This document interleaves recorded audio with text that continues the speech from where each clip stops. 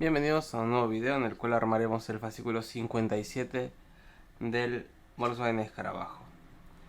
En este caso, bueno, como en el fascículo anterior ya saben, guardamos los vidrios en un lugar donde no se rayen y vamos a trabajar solamente con estas piezas.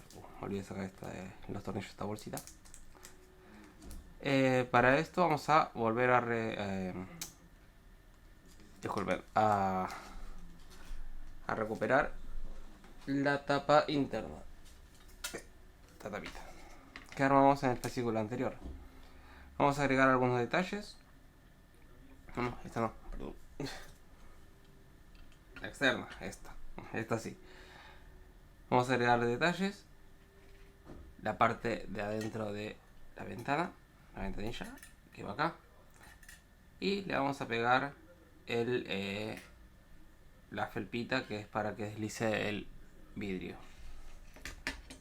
Solo vamos a poner un tornillo que es para el picaporte y nada más. Lo demás va a ser toda presión o pegado con el pegamento que ya trae. Así que, sin más, pongamos manos a la obra, así avanzamos en el armado.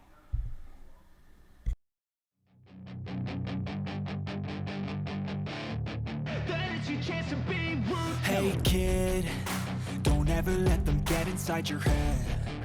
They'll tell you what to do in life instead of everything you know that you could get.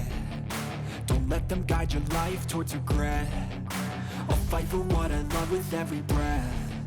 My past is filled with things I won't forget. I use them all to push me to my best. So treat the worst of times just like a test.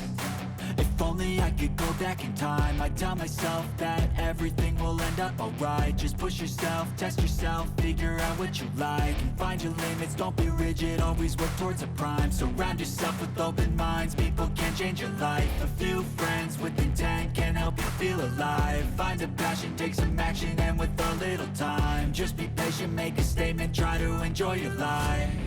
They'll try to kick you while you're down. They wanna rise up while you drown.